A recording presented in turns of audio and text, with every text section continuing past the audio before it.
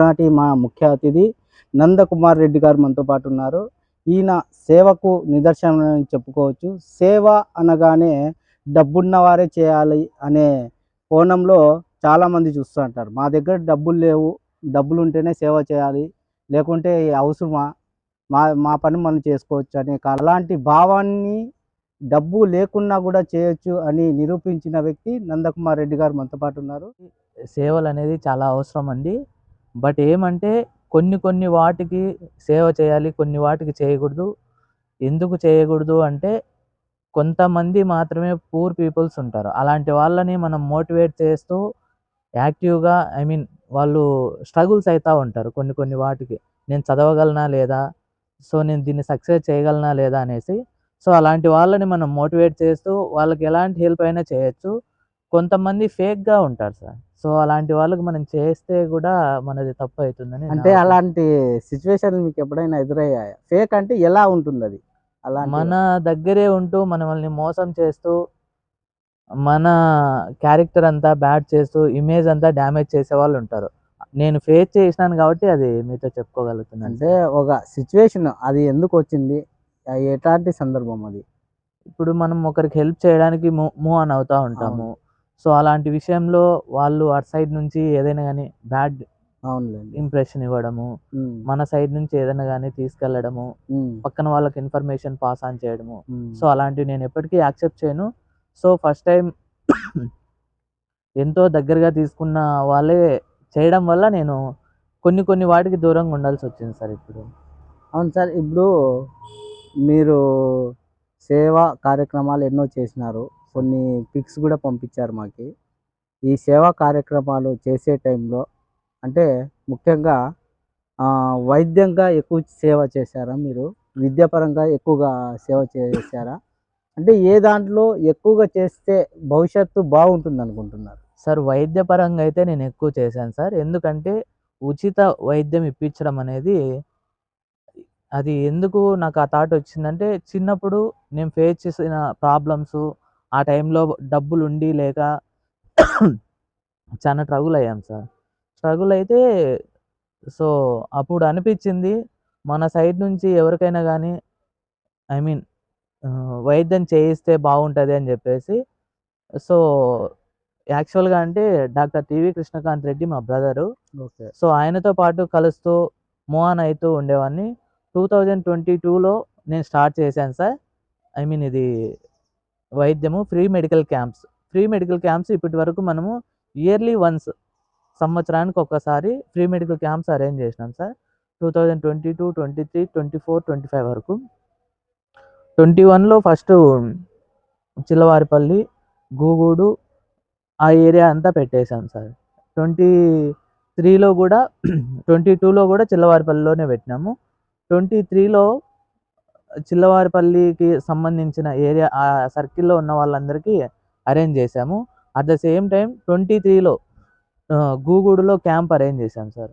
గూగూడులో camp arrange చేస్తే మన అక్కడ అర్థమైపోయిందనమాట. డబ్బులు ఉండి కూడా చూపించుకోలేని వాళ్ళు ఉంటారనమాట. ఎందుకంటే మేము సంపాదించే డబ్బులు మా పిల్లోళ్ళకు ఉపయోగపడుతుందేమో అనేసి ఓహ్! చూపించుకోలేని వాళ్ళు చాలా మందిని నేను అక్కడ చూసిన తర్వాత నాకు అర్థమైంది సార్. డబ్బున్నా గూడా చూపించుకోరు వాళ్ళు. చూపించుకోలేని వాళ్ళు. ఓకే. ఎందుకు చూయించుకోలేదు అని నేను అడిగితే మేము కనీసం బాగున్నాము. మేము మాకు అవసరం లేదు. పిల్లలకి అవసరము ఆ డబ్బులు. ఆ! దానికోసమే మేము చూయించుకోలేదు అనే మాటలు కొన్ని అబ్బా! విన్నాను సార్. సో, అలాంటి వాళ్ళకన్నా ఉపయోగపడుతుంది గదా అని చెప్పేసి ఇయర్లీ వన్స్ మనం ఎక్కడ మనకు ఆహ్, క్యా నా క్యాపబిలిటీ తగ్గట్టు, నా కెపాసిటీ తగ్గట్టు మనకెక్కడ వీలైతే అక్కడ క్యాంప్స్ అరేంజ్ చేస్తా ఉన్నాం సార్. హ్మ్. Every year. 2025లో మా అత్తగారి ఊరు, మా భార్య వాళ్ళ ఊరు బండ్లపల్లిలో క్యాంపు సక్సెస్‌ఫుల్‌గా ప్రతి చోట ఇంతవరకు అంటే మనము మెడికల్ క్యాంప్ అన్నప్పుడు ఎటువంటి మెడికల్ క్యాంపు? అంటే మీరు అక్కడ ఎటువంటి టెస్టులు చేపిచ్చారు యాక్చువల్‌గా? Sir blood test, hmm. Sugar at the same time వాళ్ళకేదన్నా ఎమర్జెన్సీ ప్రాబ్లమ్స్ ఉన్నా గూడా హాస్పిటల్‌కొస్తే ఫ్రీగా చూసేటట్లు గూడా హ్మ్. అరేంజ్ చేశాం sir. At the medicines same గూడా మెడిసిన్స్ గూడా అక్కడే ఫ్రీ సార్. ఇచ్చారు. 5 డేస్ వరకు ఫ్రీ. హ్మ్. అంతలోపు తగ్గకపోతే ఇక్కడికొచ్చిన తర్వాత గూడా ఫ్రీగా చూయించేటట్లు హ్మ్. ఏర్పాటు చేసినాం సార్. మెడికల్ హ్మ్. క్యాంప్ అంటే సో మెనీ అంటే హ్మ్. చాలా ఖర్చవుతుంది. ఖర్చయినా గూడా మనం ఎందుకు చేయాలా అంటే కొంతమంది అన్నీ ఉండి ఏమీ చూపించుకోలేని వాళ్ళు ఉంటారు. అవునవును. కొంతమంది లేని వాళ్ళు ఉంటారు. లేని వాళ్ళ కోసం మనం పెట్టేస్తే మెడికల్ క్యాంప్ అన్నది ఉన్నవాళ్ళు, లేని వాళ్ళు ప్రతి ఒక్కరు చూయించుకొని సో, హ్యాపీగా ఫీల్ అయితారనమాట. అట్ ద సేమ్ టైమ్ అక్కడికొచ్చిన ఎవరైతే ఉంటారో పేషెంట్స్ గానీ, at the same time doctors గానీ, పేషెంట్‌లకి మనం ఎక్కువ ఇంపార్టెన్స్ ఇస్తాం సార్. వాళ్ళు తినడానికి మార్నింగ్ హ్మ్. బ్రేక్‌ఫాస్ట్ తినరు. హ్మ్. అంటే ఐ మీన్ షుగర్ టెస్ట్ చేస్తే బ్రేక్‌ఫాస్ట్ తినకముందు, తిన్న తర్వాత హ్మ్. 2 టైమ్స్ చేస్తాం గదా! సో, ఆ టైంలో మనము తినడం వాళ్ళకి పెట్టిన తర్వాత రిమైనింగ్ అంతా మనము యెస్. మన పిల్లలకి మెడికల్ హ్మ్. క్యాంప్‌కి దాదాపు మనకు ఒక 20 మెంబర్స్ దాకా పిల్లలు సపోర్టివ్‌గా ఉంటారు సార్. హ్మ్. ఇప్పటికి గూడా మనకు ఎప్పటికీ సపోర్టివ్‌గా ఉన్న పిల్లలు more than of the peoples ఉన్నారు సార్. అవును. మీరు మీ పిల్లోళ్ళు, స్టూడెంట్స్ సపోర్ట్‌గా వస్తున్నారంటే మీరేమన్నా ఆర్గనైజేషన్ ఏమన్నా పెట్టారా?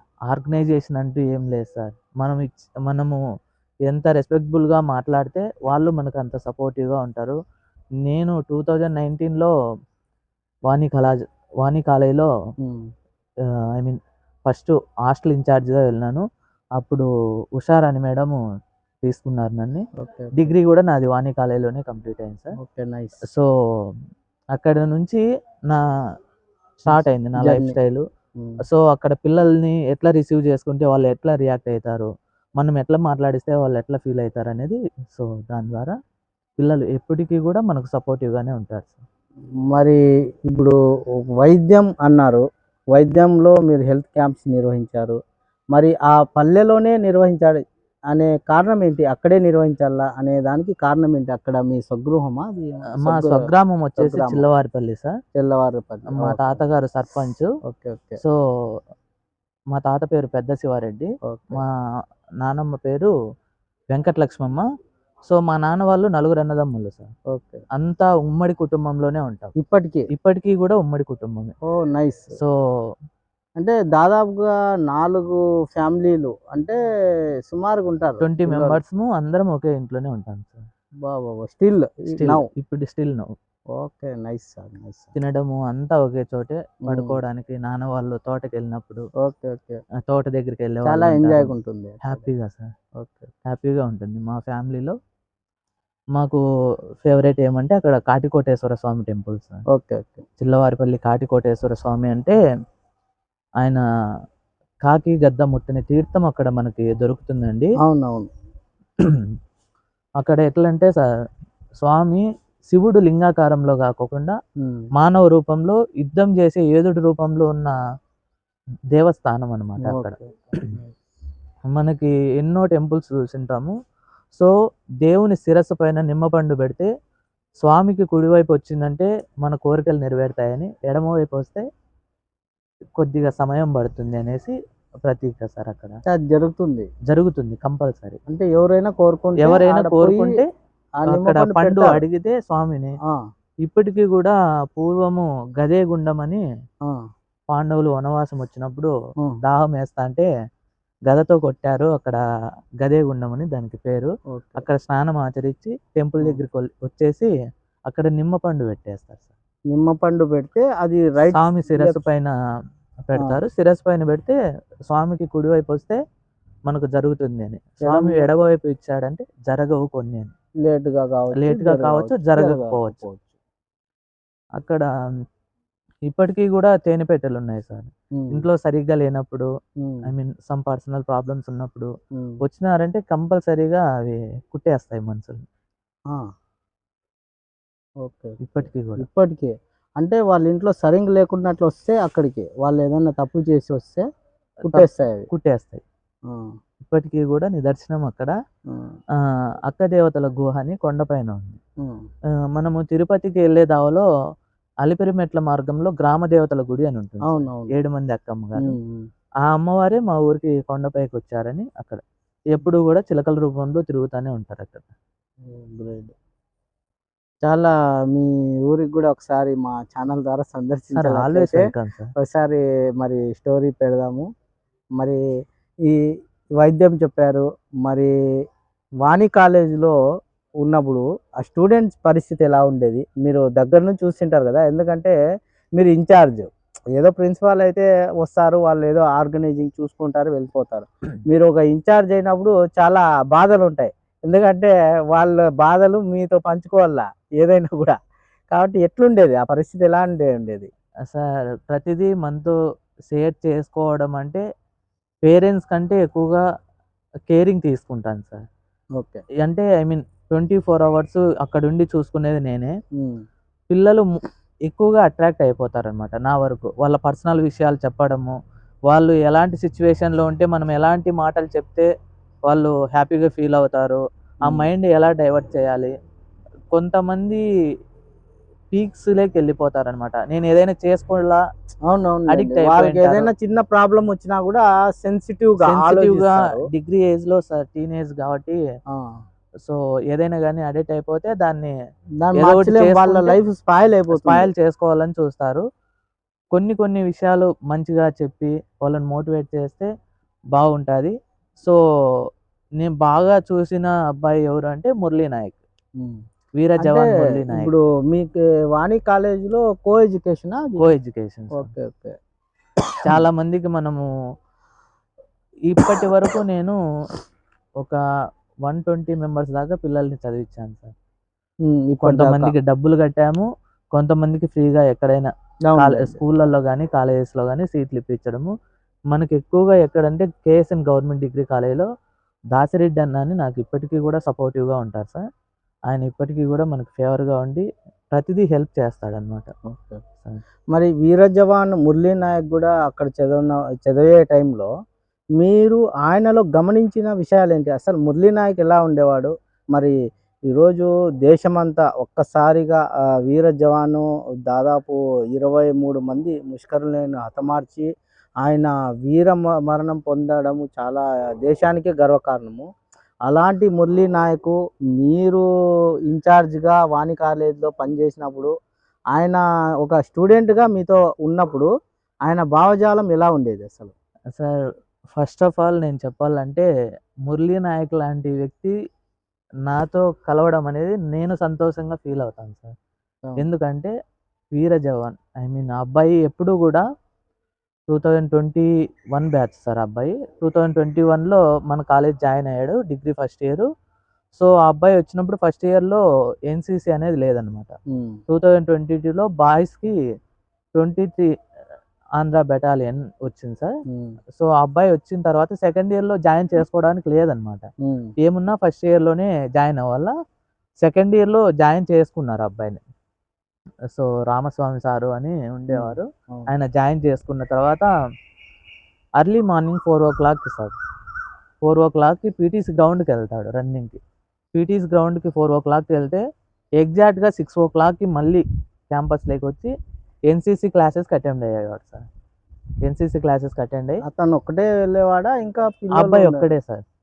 ఒక్కడే. ఆ! నేను కొన్ని పిక్స్ కూడా మీకు పంపిస్తాను సార్. ఓకే. రైట్. చూడండి. సో, ఎర్లీ మార్నింగ్ 4:00కెళ్ళి కీసు నా పక్కనే పెట్టుకొనేసుంటాను. తీసేసుకొని మళ్ళీ యాజ్ ఇట్ ఈస్‌గా పక్కన పెట్టేస్తాడు. వెళ్ళిన తర్వాత మళ్ళీ రిటర్న్ వచ్చి ఎన్‌సీసీ క్లాసెస్‌కి అటెండ్ అయ్యి బ్రేక్‌ఫాస్ట్‌కి అందరం ఒకటే చోటే కూర్చుంటాం సార్. పిల్లలతో పాటు కూర్చొని తింటా ఉంటా. అవునులెండి. ఆ అబ్బాయి ఏం చెప్తాడంటే ఏదైనా గాని ఆర్మీలో ఒక్కసారి వర్క్ చేసి ఒక్కసారి ఆర్మీలో పని చేసి చచ్చిపోయినా పర్లేదు అనేవాడు. ఇప్పటికి కూడా అది తగులుతా ఉంటుంది. అప్పుడు చెప్పిండేది నిజమైంది. నిజం చేసుకున్నాడు. చేసుకున్నాడు అతను. ఒక్కనన్నా చంపాలా అనేది. వాహ్! ఆ షర్ట్ యేసుకుంటే గ్రేట్. చాలు అన్నాడు సార్. షర్ట్ చాలా గ్రేట్.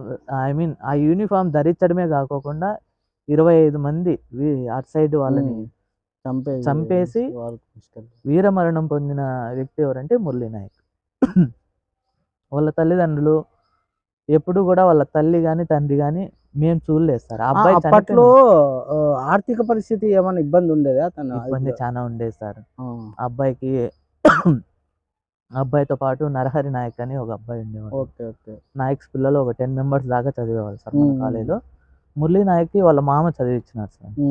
వాళ్ళ అమ్మ, నాన్న వాళ్ళు ఎక్కడో దూరంగా ఉండేవాళ్ళు. మురళీ నాయక్ వాళ్ళ అమ్మమ్మ వాళ్ళ దగ్గర ఉండి వాళ్ళ మేనమామ చదివిచ్చేవాడు.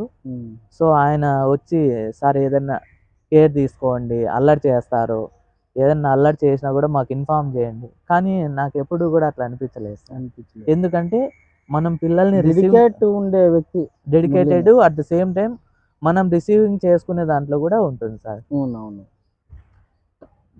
2019 తర్వాత నేను కరోనా పీరియడ్‌లో మనం అవును. చేసిన మురళీ నాయక్‌కు అలా జరిగిందన్నప్పుడు మీరు ఏ విధంగా ఫీల్ అయ్యారు ఆ పరిస్థితి? ఎలా మురళీ ఉంది? నాయక్ చనిపోవడం అన్నది క్వెషన్ మార్క్ సార్. ఆ! ఇప్పటికి కూడా ఆ అబ్బాయి బ్రతికే ఉన్నాడు. అవును. ప్రజల గుండెల్లో ప్రజల బ్రతికే ఉన్నాడు. గుండెల్లో బ్రతికే దేశం ఉన్నాడు. గుండెల్లో అందరూ దేశం కోసం పోరాడి చనిపోయిన ఏ వ్యక్తి గురించైనా చెప్పలేము గానీ, మురళీ నాయక్ నాకంటే తమ్ముడు అతి తక్కువ వయసు కదా సార్. వయసు. చిన్న నా వయసు. తమ్ముడు లాంటివాడు. ఎప్పుడూ కూడా సార్ నేను ఒక ఫ్యాకల్టీగా ముందరికెళ్ళినాను గానీ, నన్ను అన్న అనే మాట తప్పితే హ్మ్. ఎవరైనా గానీ మన దగ్గరికొచ్చి ర్యాష్‌గా మాట్లాడినా కూడా ఆ అబ్బాయి వెంటనే రియాక్ట్ అయిపోతాడు. హ్మ్. రేయ్! అన్నతో అట్లా మాట్లాడొద్దండ్రా అని. సో, అవును. రిలేషన్ ఆ! అట్లాంటిది. అట్లా బాండింగ్. ఒక హ్యాపీగా ఫీల్ అయ్యేవాళ్ళం ఒక సార్. బ్రదర్ లాగా మీకు ట్రీట్ చేసేవాడు. ట్రీట్ మీరు చేసేవాడు. కూడా ఒక తమ్ముడులాగా తమ్ముడిలాగా. చూసేవారు. అంటే అందరిని ఈక్వల్‌గా చూసుకుంటాము. ఆ అబ్బాయి కొంచెం అల్లరి అట్లే చేస్తాడు. ఉండడము అలాగనే ఉంటాడు సార్. ఓకే. ఆహ్, ఫస్ట్ నేను హ్యాపీగా ఫీల్ అయ్యేదేమంటే సార్ ఆ అబ్బాయికి ఎన్‌సీసీలో బి సర్టిఫికేట్ వచ్చిందనమాట. హ్మ్. 23లో. హ్మ్. బి సర్టిఫికేట్ వస్తే సర్టిఫికేట్ తీసుకొనొచ్చి మీ చేతుల మీద తీసుకోవాలని నా ఒపీనియను. మీరేమంటారన్నా అని అడిగినారు సార్. ఓకే. నైస్. సో, చాలా గ్రేట్. నేను lot of thank you so much Murali Nayak. At the same time వాళ్ళ బ్రదర్ నరహరి నాయక్ ఇద్దరు పక్కన పక్కనే ఉంటారు సార్. నేను ఆ అవును. పిక్ కూడా మీకు పంపిస్తాను. ఓకే. చాలా హ్యాపీగా ఫీల్ అయ్యేవాడిని సార్. మురళీ నాయక్ చనిపోలేదు సార్. ఇప్పటికి అవును. కూడా ఇప్పటికి బ్రతికే ఉన్నాడు. బ్రదర్ ప్రతి ఒక్కరి గుండెల్లోనూ ఉన్నాడు సార్. అంటే ఆ అబ్బాయిని అభిమానించే వాళ్ళ ప్రతి ఒక్కరి గుండెల్లోనూ ఉన్నాడు సార్ అవునవును. ఇప్పటికి కూడా. తర్వాత ఇప్పుడు స్టూడెంట్స్ పరిస్థితి ఆర్థికంగా మీరు ఎంతోమంది స్టూడెంట్స్‌కి గూడా ఆర్థికంగా భరోసా కల్పించారు. అట్ దట్ సేమ్ టైమ్‌లో వాళ్ళు మానసికంగా ఏమన్నా ఇబ్బంది పడుతుంటున్నప్పుడు ఎలా అనిపిచ్చేది మీకు? సార్ మానసికంగా ఇబ్బంది పడే టైంలో మనము వాళ్ళకి ఎలాంటి విషయాలు చెప్తే వాళ్ళు కూల్ అయిపోతారు. అవునులెండి. మనము వాళ్ళని ఎలా ట్రీట్ చేయాలి? సో, పేరెంట్స్ గురించి ఇన్ఫర్మేషన్ పాస్ ఆన్ చేయాలి ఫస్టు. మనమల్ని పిల్లప్పటి నుంచి పెంచి పెద్ద చేసిన వాళ్ళు తల్లిదండ్రులు. తల్లిదండ్రి తల్లిదండ్రి గురించి చెప్తే వాళ్ళు ఎలా రియాక్ట్ అయితారో చూసిన తర్వాత మళ్ళీ రిమైనింగ్ ఏదన్నా ఉంటే చెప్పేవాళ్ళం సార్ మనము. అంటే సో, ఈ సేవా భావం అంతా మీ ఇంట్లో నుంచే వచ్చిందా? మీరొక్కటే చేస్తన్నారా? మీ ఇంట్లో వాళ్ళు గూడా ఎవరైనా చేసేవాళ్ళా? ఇట్లా సేవ చేయాలా? ఇంతకుముందు సేవ మా చేయాలని? తాతగారు ఎప్పటికి గూడా మా నానమ్మ ఎక్కువ సార్. అవునవును. మా నానమ్మ మా అవ్వ ఎవరొచ్చినా ఏది లేదు అనుకోకుండా ఇచ్చేవాళ్ళు. మేబీ అదే నాకొచ్చిందేమో అని దేవుడిని నేను అదే అడుగుతాను సార్. అంటే ఒక ఎడ్యుకేషన్‌గా ఆర్థికంగా సాయం చేయాలంటే ఈ డబ్బుండే వాళ్ళు గూడా చేయలేని పరిస్థితి. మీరు రిచ్ ఫ్యామిలీ అంటారా? ఏమన్నా రిచ్‌గా రిచ్ ఉన్నారా? అని నేను చెప్పను సార్. రిచ్ ఫ్యామిలీ అనేది సో, నేను ఏదైనా గానీ ఇప్పుడు నేను ఇక్కడ టౌన్‌లోకొచ్చి అనంతపూర్‌కొచ్చి సెటిల్ అయినా గానీ, సో, నేను రూ. 1 ఇంటి దగ్గరుండి ఖర్చు పెట్టాలంటే మా తాతయ్య ఇచ్చేవాడు. ఓకే. ఇప్పటికి మా నాన్న వాళ్ళు గూడా మా తాతతోనే తీసుకోవాలా సార్. ఇంక్లూడింగ్ రూ. 1 ఖర్చు పెట్టాలన్నా, రూ. 1 అంటే తీసుకోవాలన్నా ఎడ్యుకేటెడ్ ఫ్యామిలీనా? ఏమన్నా ఎడ్యుకేటెడ్ పొలిటికల్ ఫ్యామిలీ. ఫ్యామిలీనా? Educated family sir. Okay. Educated. నాన్న వాళ్ళు మా నాన్న చదవలేదు గానీ, ఆ! మా తాతయ్య ఎడ్యుకేటెడ్. మా చిన్నాన్న వాళ్ళు మూడో చిన్నాన్న, నాలుగో చిన్నాన్న ఇద్దరు డిగ్రీ చదివినారు. మా నాన్న, మా రెండో చిన్నాన్న చదువుకోలేదనమాట. మా నాన్న ఫిఫ్త్ వరకు చదివినారు. ఓకే. మా అమ్మ మాత్రం 10థ్ క్లాస్ వరకు చదివింది. ఇప్పుడు anganwadi teacher sir. Okay. Nice. అంటే ఇప్పుడు మామూలుగా ఏమన్నా రాజకీయం ఏమన్నా టచ్ ఉందా? అంటే రాజకీయంగా గూడా ఏమన్నా మీ ఫ్యామిలీ ఊర్లో రాజకీయ గాని పరంగా ఏదైనా? అంటే మేమంతగా డెప్త్‌గా ఎళ్ళం సార్. హ్మ్. రాజకీయ పరంగా డెప్త్‌గా ఎళ్ళము. కానీ అభిమానం. హ్మ్. జగన్మోహన్ రెడ్డి అంటే అభిమానము. కేతిరెడ్డి వెంకటరామరెడ్డి. ఓకే. సో, అభిమానం అభిమానం అంతే. అప్పటి నుంచి ఆహ్, ఇప్పుడు మనకి మామూలుగా చూసుకున్నట్లయితే సేవ ఎన్నో రకాలుగా సేవా కార్యక్రమాలు గాని చేస్తా ఉంటారు. అందులో మీరు గూడా చేస్తున్నారు. మరి కరోనా వచ్చింది. కరోనా టైంలో చాలామంది బయటికి రావడానికే డబ్బుండే వాళ్ళు గూడా సేవ చేయాలన్నా గూడా భయపడే పరిస్థితి. మరి యెస్ సార్. అలాంటి టైంలో గూడా ఏమన్నా మీరు కార్యక్రమాలు ఏమన్నా చేశారా? అలాంటి టైంలో అంటే సార్ నేను జస్ట్ ఒక్కటే చెప్పగలను సార్. మన కాలేజీకి వెళ్ళే అమ్మాయి సడన్గా స్టమక్ పెయిన్తో పడిపోయింది. కరోనా పీరియడ్లో ఎవరైనా ముట్టుకోవాలంటే భయపడతారు. అవునవును.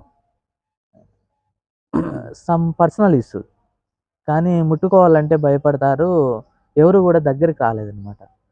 చేతులతో ఎత్తుకొని పోయి పక్కకు పెట్టేసి మొహం కడిగితే సో వాళ్ళ నాన్నకి కాల్ చేస్తే ప్రాబ్లము అని చెప్పినారు. ఆ అమ్మాయిని తీసుకెళ్ళిన తర్వాత వాళ్ళ నాన్న ముక్కుతాడు సార్. ఇప్పటికి కూడా ఇది ఫేక్ కాదు సార్. ఇప్పటికి కూడా వాళ్ళ నాన్న అవునవును. కలిసే ఉన్నాడు మాతో. ఉమ్. ఇప్పటికి కూడా వాళ్ళు మన ఇంటికి వస్తారు, వెళ్తా ఉంటారు. At the same time municipal ఆఫీస్లో వర్క్ చేస్తారు సార్. ఓకే. నాగరాజు అని ఆయన. ఓకే. ఎప్పుడు కూడా తండ్రిలాగానే ట్రీట్ చేస్తాను ఆయన్ని. అంతేలేండి. సో వాళ్ళు మనతో ఎట్లా రియాక్ట్ అయితే మనము అదే విధంగానే ట్రీట్ చేస్తాము. హ్యాపీగా ఫీల్ అవుతారు. ఆ అమ్మాయి సెటిల్ నౌ. వాళ్ళ భర్త కూడా మంచి వ్యక్తి వచ్చినాడు. ఇప్పుడు హ్యాపీగా ఉన్నారు. ఒక కూతురు అయితే అమ్మాయి. ఇప్పుడు మీ ఫ్యామిలీలో రైతు కుటుంబమా, బిజినెస్ కుటుంబమా రైతు మీది? కుటుంబమే సార్. రైతు కుటుంబం. నేను ఇప్పుడు రీసెంట్‌గా 2025 సెప్టెంబర్‌లో బిజినెస్ స్టార్ట్ చేసినాను గానీ, మాదంతా ఫార్మింగే సార్. ఓకే. 40 ఎకరాల దాకా ఉంది. ఓకే. నైస్. నాన్న వాళ్ళు అంటే పొద్దున్న 40 లేస్తానే ఎకరాల్లో ఏం పండిస్తా ఉంటారు మామూలుగా? అన్ని రకాల అరటి, ఆ. అరటి ఎక్కువ సార్. చీనీ చెట్లు ఎక్కువ. ఉమ్. మ్యాంగో అర్ధ ఓకే. ఎకరా ఉంది. ఓకే. మామిడి పండ్లు, చినా చెట్లు 8 ఎకరాలు ఉంది. వేరుశెనగ ఎక్కువ పెడతాం మనము. ఓకే. మళ్ళీ నెక్స్ట్ కంది, అలసందలు ఓకే. అన్ని ఇట్లాంటివి. రకాల పంటలు పండిస్తారు. ఎక్కువ అంటే అంటే మీ మనకు అరటి ఫ్యామిలీకి మీ పంటే సరిపోతుందా? అంటే సరిపోతుందా ఎక్కువ కూడా అంటే అవుతుంది. కంబైన్డ్ ఫ్యామిలీ కాబట్టి వచ్చిన అమౌంట్‌లో ఆ. హెల్త్ ఇష్యూస్ వల్ల దాన్లకి అంటే మనకు ఇట్లా సేవా కార్యక్రమాలు కూడా సేవా కార్యక్రమాలకి నేను ఇంట్లో యూజ్ చేయను సార్. తీసుకోరు. మీరు ఓన్‌గా ఓన్‌గా సంపాదించినవి మాత్రమే. సంపాదించిందే యూజ్ చేస్తాను. ఓకే. రైట్. సో ఎప్పుడు కూడా అడగలేదు సార్. ఓకే. రైట్. రైట్. ఎందుకు నైస్. అడగనంటే మా తాత ఇప్పటికీ కూడా ఆయన సంపాదించినది సింగిల్ రూపీ కూడా తన కొడుకులకి, మనవళ్ళకి ఏ విధంగా వాడుకోవాలనే ఆలోచిస్తాడు గానీ, ఏ ఒక్కరికి కూడా వేస్ట్ వేస్ట్ చేస్తే చేయండి. నచ్చదు ఆయనకి. అవునవును. పాతకాలం అందరూ అలాగే ఉంటారు. నా ఎందుకంటే కొడుకులకి నేనేం సంపాదించి వేస్ట్ పెట్టినాననేది చేయకూడదు. ఆయన ఒపీనియన్ సార్. వేస్ట్‌గా కూడా ఏది కూడా కానియ్యడు. బాగా చూసుకుంటాడు. ఇంటికెళ్తే బాగా ట్రీట్ చేసి ఇప్పటికి కూడా ఆయన సర్పంచ్ అంటే యంగ్‌గా ఉంటాడు సార్. హ్మ్.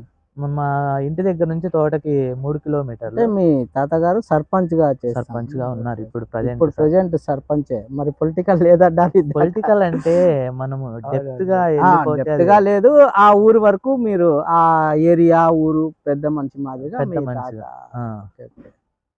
పొలిటికల్‌గా అంటే ఆ ఇప్పుడు ఊర్లో ఎన్ని ఫ్యామిలీలుంటాయి మీ దగ్గర మా మీ ఊర్లో ఊర్లో? 400 ఇల్లులుంటాయి సార్. ఓకే. ఓకే. 400 ఇల్లుంటే ఇంతకుముందు మాకి జస్ట్ ఒక పాయింట్ సార్. మా తాతగారు ఎప్పుడు గూడా చెప్పేవాళ్ళనమాట. కాటికోటేశ్వర స్వామి పాల కావిడి, ఉత్త కావిడి అనమాట. హ్మ్. ఇట్లా కట్టెకి హ్మ్. కట్టుకుంటే ఒక సైడ్ పాలు, హ్మ్. ఒక సైడ్ ఖాళీ కడవలో స్వామి వచ్చినారని జెప్పేసి ఇప్పటికీ గూడా మా ఊర్లో పాలు హ్మ్. అమ్మడం గానీ, హ్మ్. కొనడం గానీ చేయరు సార్. హ్మ్. మరి ఎలా అక్కడ? పాలు ఏవన్నా వచ్చినా గూడా ఎవరికైనా గానీ పోస్తారు గానీ, ఆ! పాలు అమ్మడం గానీ, కొనడం గానీ చేయరు మీ సార్. ఊర్లో ఫ్రీగా వస్తాయి ఫ్రీగా పాలు. ఉంది. అంటే వాళ్ళకేమైనా హెల్ప్ చేస్తారా? మళ్ళా ఇప్పుడు పాలేస్తారు. వాళ్ళకేమన్నా ఇస్తారా మీరు? మళ్ళీ మనం ఏదైనా గానీ ఇప్పుడు అయితే డబ్బులు తీసుకోరు వాళ్ళు. డబ్బులు తీసుకోరు. మరి ఏదైనా ఒక రైస్ గాని అట్లా ఏమన్నా చేస్తారా మళ్ళా వాళ్ళకి? ఇంతకుముందు ఎట్లా చేసేవాళ్ళో తెలీదు అదే సార్ మనకి. ముందు వస్తు మార్పిడి ఉంది కదా! చాలా అట్లా వరకు వచ్చేటివి సార్. పాలు, పెరుగు అట్లాంటివన్నీ. కొంతమంది అభిషేకానికి కాటెంలేకి తీసుకెళ్తారనమాట. మన ఊరు అవునవును. నుంచి 3 కిలోమీటర్లు టెంపులు. ఒకటో నెంబర్ సర్వేలోనే ఉంది మన హ్మ్. హ్మ్. టెంపుల్ గూడా. సో, అక్కడ స్వామివారికి అభిషేకానికి యూజ్ చేస్తారు గదా! మన ఊర్లోకి వచ్చి తీసుకొని ఎళ్ళిపోతారనమాట. ఆహాహా! పక్క ఊరు నుంచి వచ్చిన వాళ్ళు అవునులెండి. గూడా. ఆ! కొంతమంది ట్రై చేశారు సార్. ఐ హ్మ్. మీన్ పాలు పోయించుకోవడము, అమ్ముదామని జెప్పేసి. అవునవునులెండి. అక్కడి నుంచి ఇక్కడికి తీసుకొనొస్తానే పాలు గడ్డగట్టడము, పగిలిపోవడము. నీళ్ళయిపోవడము, అదేలెండి. అలాంటివన్నీ జరిగినాయి. గడ్డగట్టడము, నీళ్ళయిపోవడము. హ్మ్. అసలు వాళ్ళు బ్రతకలేక మళ్ళీ దీన స్థితిలో పోయి స్వామివారిని వేడుకొని మళ్ళీ తప్పయిందనుకోని తప్పయిందని మళ్ళా మామూలు పనులు ఏవైతే అంటే ఇది ఉంటాయో కూడా మిరాకిల్ ఒక రకంగా చూసుకుంటే చాలా విశిష్టత కలమైన ఊరు. చాలా విశిష్టత ఉంది సార్ అక్కడ. అదే. అదే. అంటే చాలా అదే. ఆయన గురించి మాట్లాడితే కొంచెం పీస్ ఆఫ్ మైండ్ దొరుకుతుందనమాట. మీరు మీరు అక్కడే ఉంటారు కాబట్టి ఎప్పుడు ఇప్పుడు వెళ్ళొస్తారు. దగ్గరలో ఉత్సవాలు ఉన్నాయి. అవునవునులే. ఫిబ్రవరి 15th కాటికోటేశ్వర స్వామి బ్రహ్మోత్సవాలు చాలా ఎన్ని బాగుంటుంది. కిలోమీటర్లు ఉంటుంది ఇక్కడ నుంచి మన 40 అనంతపురం? కిలోమీటర్స్ వస్తుంది సార్. 40నా? ఓకే, దగ్గరే అట్లయితే. దగ్గరే సార్. ఓకే, చాలా హ్యాపీగా ఉందండి మీతో కొద్దిగా ఇంతవరకు షేర్ చేయడం. ఇంకా చాలా హ్యాపీగా ఉంది. అంటే మళ్ళా వరదల్లో ఏమన్నా చేశారా మీరు? ఇప్పుడు మళ్ళా లాస్ట్ టైం అంటే వరదలు కాదు, అవి నీళ్ళు ఎక్కువ ఫ్లో నీళ్ళు రావడం, ఎక్కువ ఫ్లో ఆడ ఫ్లో చెరువు కట్ట అవ్వడము తెగిపోవడంతో. 2022లో అవును. 2022లో వర్షం ఎక్కువ వచ్చేసింది. మన కాలేజ్ పిల్లలు కూడా ఎగ్జామ్స్కి వెళ్ళాలంటే కష్టమైందనమాట. అవును, వాణి కాలేజ్ దగ్గర నుంచా?